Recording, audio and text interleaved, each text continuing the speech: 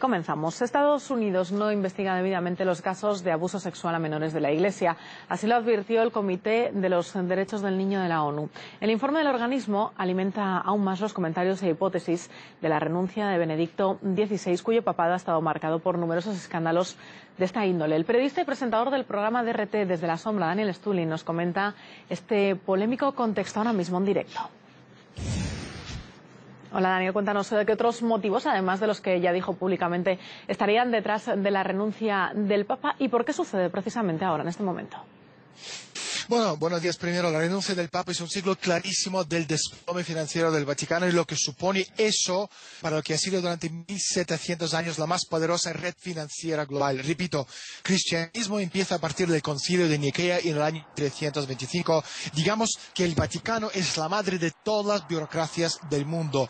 Ahora, miramos de cerca el momento de renuncia del Papa. Como bien sabéis, en este mundo de humo y espejos, el mundo de alta política y finanza, nada es una casualidad. A lo largo de los años, el Vaticano ha hecho un magnífico trabajo tapando de todas las maneras posibles cualquier información dañina a la Santa Sede. Ya no. Una de las cosas más dañinas a la imagen del Papa del Benedicto XVI ha sido la información incontestable que salió hace unos años que delineaba el papel del Benedicto XVI al frente de la Congregación para la Doctrina de la Fe desde 1981 hasta 2005, en el que por aquel entonces Cardenal Ratzinger, hombre clave de gestión y supresión de los actos atroces de pedofilia en la Iglesia. La supresión se hizo desde su despacho. Es decir, Cardenal Ratzinger, hoy día Papa Benedicto XVI, es el mayor responsable de suprimir los actos de pedofilia de la Iglesia. Si yo fuera Dios, estaría bastante enfadada con el Papa porque a los niños no se toca y desde luego los niños no son un reservoir inagotable para los pedófilos de la Iglesia. Ahora, esta información está saliendo a la luz. ¿Quién está detrás y por qué? Para entender, tenemos que remontar al año 1981 y el asalto de la policía romana a la casa escondite en la vía Prenestina que usaban tanto los terroristas de las Brigadas Rojas como los nazis que volaron la estación de tren en Bolonia. Ese asalto se produjo un día después de que el Vaticano publicaba la lista de los miembros de la poderosísima logia masónica Propaganda Due Pedue. Y la Pedue ha esperado todo este tiempo para devolver el favor. Oficialmente Pedue no existe, pero extraoficialmente la masonería, sobre todo la nobleza negra veneciana, está muy presente y más poderosa que nunca. El intento de propiciar un golpe mortal a la Iglesia tiene objetivo tanto ideológico como financiero. Estamos presenciando en directo cómo funcionan los mercados financieros. Se llama transferencia de la riqueza. Los débiles lo pierden y los más fuertes se hacen con ello. Así sucedió en la Gran Depresión, que no era ninguna Gran Depresión en los Estados Unidos en los años 20 y 30, sino la transferencia descarada de la riqueza. Por eso, justo ahora el Vaticano, que debido a la crisis de la fe entre los fieles, los escándalos de pedofilia, las constantes metaduras del Papa, han repercutido mucho en la estabilidad financiera de la entidad. ¿Qué es la Iglesia, Mónica? La Iglesia se compone de dos partes, la pública y la encubierta. La parte pública es la Iglesia, la fachada, ¿no?, que todos conocemos. Y la parte secreta es el sindicato de inversión que ha disfrutado y abusado con impunidad durante más de 1700 años. Te recuerdo que desde el Imperio Romano el Vaticano está haciéndose con los bienes inmuebles del mundo entero, sin hablar de oro, obras de arte, etcétera, etcétera, que están en las manos de la Iglesia. Te pongo solo un ejemplo para demostrar lo que estoy diciendo. La huida de Martin Bormann de Alemania a finales de la Segunda Guerra Mundial se hizo posible gracias a las líneas de ratas gestionadas en secreto por el Vaticano a cambio de, ojo, 47.000 toneladas métricas de oro robado. Una cuarta parte del suministro oficial mundial, si creyésemos las cifras oficiales de cantidad de oro disponible. Las líneas de ratas sacaban clandestinamente a los criminales de guerra nazis y a exmiembros de la SS América del Sur y Oriente Medio, sobre todo a Egipto, y estaban liderados por, ojo, Monseñor Giovanni Montini, el subsecretario del Estado del Vaticano en los años de la guerra. Si estamos sumando los 47.000 toneladas métricas de oro por por el precio en el día de hoy, que son $1.700 más o menos una onza, y que una tonelada de métrica de oro son 32.150 onzas, estamos hablando de miles de billones de dólares que el Vaticano amasó solo en el oro robado en la Segunda Guerra Mundial. A lo largo de la historia, la Iglesia ha gozado de dos cosas. Uno, la inmunidad diplomática, y dos, la extensión de impuestos. La combinación es poderosísima, sobre todo cuando se combina con la economía de los intereses compuestos, sin contar un importantísimo aporte tanto de los jesuitas como de Opus Dei y los caballeros de Malta. Por lo tanto, se trata de sumas de dinero alucinantes que el Vaticano ha acumulado a lo largo de este periodo de tiempo, pero hay otra cosa sumamente importante en este negocio y sus beneficios: el negocio de las redes sexuales esclavos gestionadas a través de la pedofilia. Si prestas atención a las noticias en los principales medios de masa, te darás cuenta de que los sacerdotes que han sido implicados en pedofilia también han sido protegidos continuamente, debido a que esos sacerdotes siempre han tenido éxito en la recaudación de fondos para la Iglesia.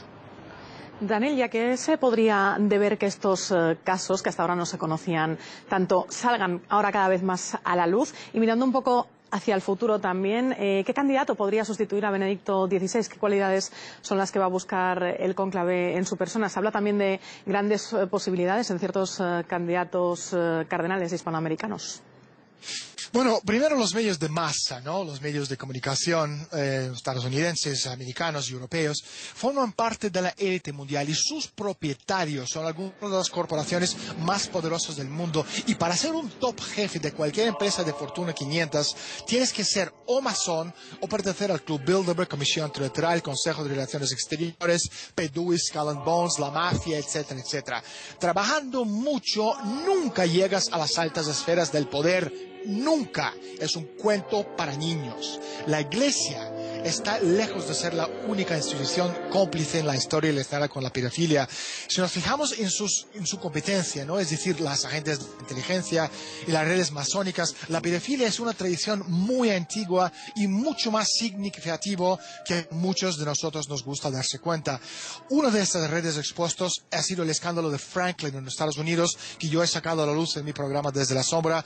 Concretamente, Partido Republicano en la época de George Bush padre estaba usando un orfanato católico en Nebraska como su depósito pedófilo privado, y de eso hay muchísimo.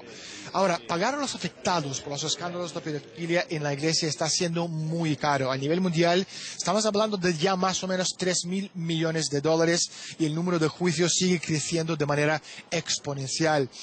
Ahora hablamos del dinero y de nuevo en un momento del nuevo presidente del Banco del Vaticano, el alemán Ernst von Freyberg.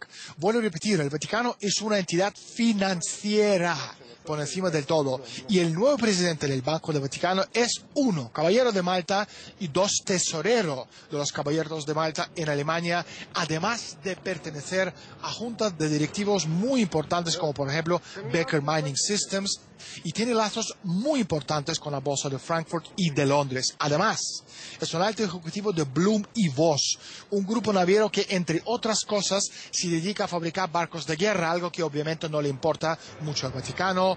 Y ojo otra vez con ese nombramiento: Vaticano tiene la inmunidad diplomática y no paga impuestos, pero no tiene control sobre las divisas y no puede imprimir dinero. Por eso, la selección de von Freyberg es muy llamativa. ¿Cuál es el negocio más importante del mundo? La droga. Es el lubricante de la economía mundial. ¿Cómo y dónde se lava la droga? A través de los mercados financieros, principalmente Wall Street, Londres, Frankfurt y Hong Kong. Y ahí otra vez el papel fundamental de ahí al futuro del nuevo banquero del Vaticano. Y todo esto ocurre en un momento muy interesante cuando la economía mundial se está reequilibrando en los mercados emergentes. Es decir, la economía está creciendo en los mercados emergentes y no en el mundo desarrollado como puede ser Europa o Estados Unidos. Y una vez más, la fachada de la Iglesia es la religión, pero la parte que manda son las operaciones encubiertas financieras. Por lo tanto, si uno quiere entender cómo funciona la Iglesia, hay que entender cómo funciona el dinero. Y la otra pregunta tuya del futuro del Vaticano, sobre todo el Papa, imagínate que tenemos a los Caballeros de Cruz de Malta y el Opus Dei reunidos para elegir el Papa perfecto. ¿Qué aspecto tendría este nuevo Papa?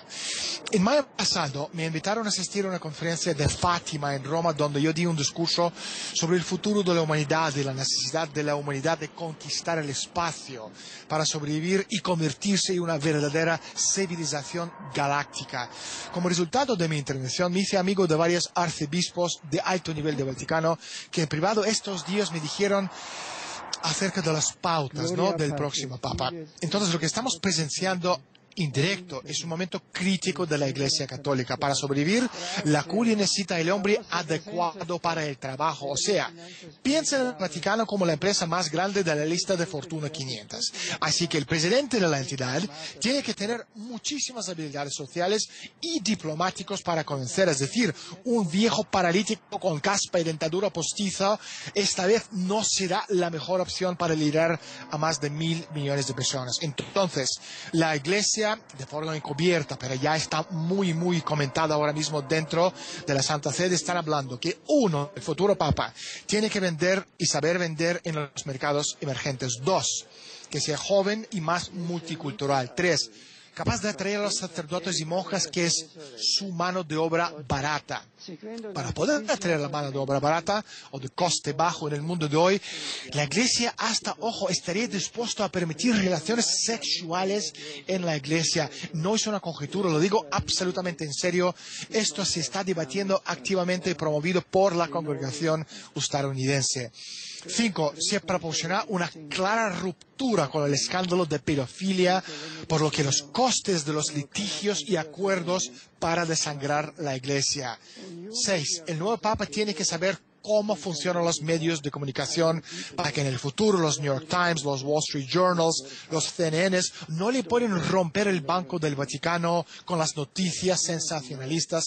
Y también por eso está el nuevo banquero de Dios, Ernst Van Freiberg, para amenazar las acciones de Time Warner en la bolsa de Nueva York si les ocurre sacar algo sucio contra la Iglesia. Ya estoy casi terminando. 7. El Papa será capaz de preservar la marca, que es el Vaticano, para que los gobiernos soberanos no amenacen la Iglesia y la inmunidad diplomática del sindicato y el Estado libre de impuestos. 8. Se va a encontrar la manera de competir y ganar al Islam. Ojo, es un punto muy importante, sin necesidad de los militares estadounidenses que lo borran al Islam de la faz de la tierra. Te recuerdo que una de las cosas que desencadenaron la guerra contra el terror es que el Islam estaba creciendo en términos de adeptos muchísimo más rápido y de manera mucho más significativa que el cristianismo.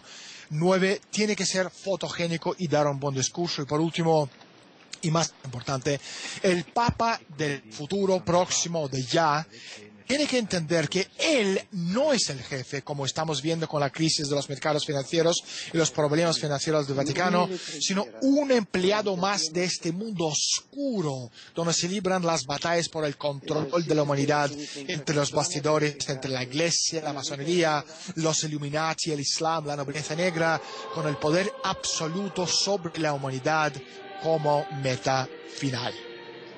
Pues quedan claras esas 10 cualidades, Daniel. Veremos quién es el hombre que es capaz de reunir todas ellas. Gracias por estar con nosotros en directo en nuestro informativo. Un fuerte abrazo. Adiós. Era el periodista e investigador Daniel Stulin, quien compartía con nosotros su opinión sobre el candidato que podría ser elegido como nuevo papa tras la renuncia de Benedicto XVI. Nosotros hacemos una pequeña pausa, enseguida volvemos.